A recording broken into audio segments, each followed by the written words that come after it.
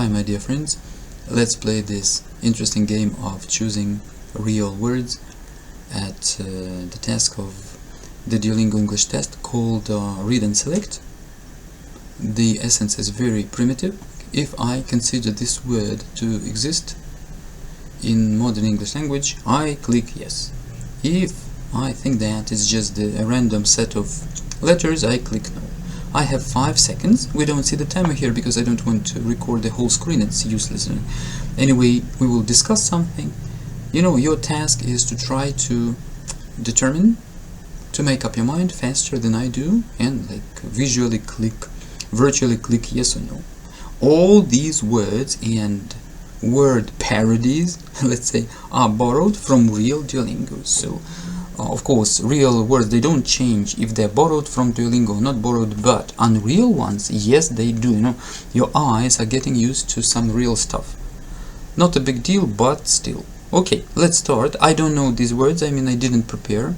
We will do it together. At the end of our 5-6 minute exercise, you can assess, maybe prematurely, but you know, you can estimate your level of readiness and the score which you're likely to get for this task. And this task is a cornerstone for, you know, for Duolingo, because this one and the next one and the next, all tasks regarding reading, because they engage all your mental linguistic processes. Yeah, you can say speaking to and yeah, my friend, but your vocabulary, passive vocabulary, is 80% of your success at any test of English, no matter what. No matter what somebody can say about it. I have seen various proofs of my theory. Alright, let's go. So 3, 2, 1. I will try to read even those words which I consider non-existent, because we have to voice it somehow. Accidentally, of course. Accidentally exists, it means by accident, suddenly, something like that. So I click yes.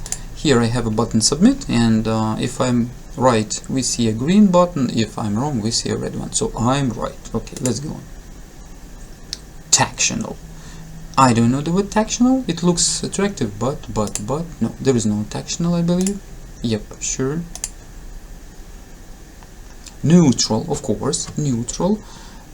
You know, we have in language we have 3 genders: masculine, feminine, and neutral. So he, she, it. So neutral is about this. Of course, this word is used widely in like anywhere, even in machinery, you know, neutral gear and something like that. So yes, mind you, please remember EU like this. They can change some letter and catch you.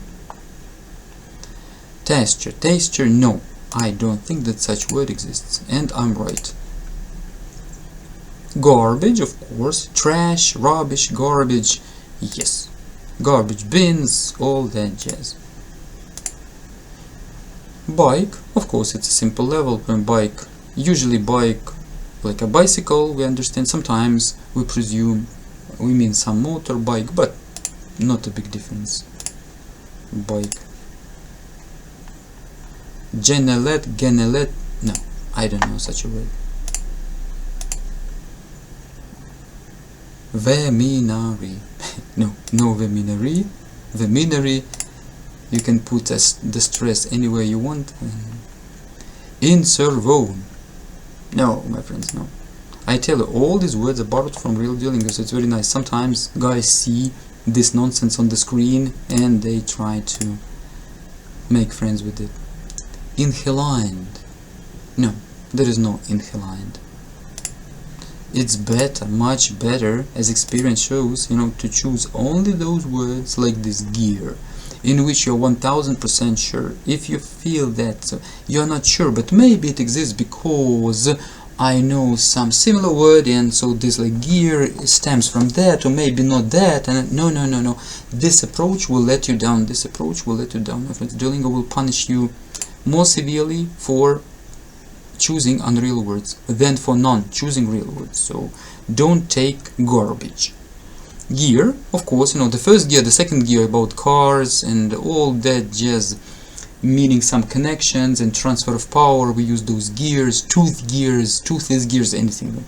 Gear, okay.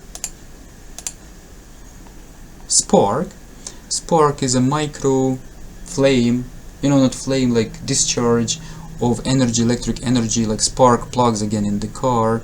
So this, for some moment you see a bright flash of energy. This is called spark. Spark, okay, of course. Rainbow, yeah, such a beautiful positive word. You know, after the thunderstorm, or sometimes just after the rain in the sky, this huge arch which we call rainbow, multicolored, yes, rainbow. Disrupt, yeah, to disrupt, it's a verb, and it means to interfere with something, to stop something, to interrupt, to disrupt the process, to break the process. Disrupt, yes, okay. Chakument, no, no, no. Chakument, no. Or chakument. Alphabetical, yeah, that's an adjective stemming from alphabet. Remember, please, ph, alphabetical, yes, of course, referring to alphabet, to ABC, alphabetical order and something like that. Remerged, no, there is emerged, yeah, but without R, so be careful about letters, be careful, because just a moment, just a moment, my friends, I'm wrong. Remerge, emerge, yeah, emerged, yes, but remerge, maybe I'm wrong, or it's a mistake on the website. Just a second, let's check it out. Remerged, re-emerge, you see, my friends, they have a mistake. Re-emerge, but we have double E. To re-emerge means to emerge again, to appear again, but here remerge, no, emerge again, come into sight, to prominence once more. Polio has re-emerged in the country after nearly 2 decades, so this is a mistake. Yeah, there is no this re, there must be double E here, or re, then hyphen, then emerged, like this, so it's not a mistake, I'm right. To predict, yeah, a verb to predict means to foretell, foresee, to predict, yes, you know, future events, future phenomena, yes. Estimate, no, there is estimate, yeah, you see, such a catch. Estimate, here must be T, but it's S, so no estimate. Cheese, cheese, this product, dairy product made from milk, okay, you know, cheese is cheese. Rative, I don't know such a word, so I will click no. Yes, I'm correct, okay. Sonom, no sonom. Try please to do it faster than I do.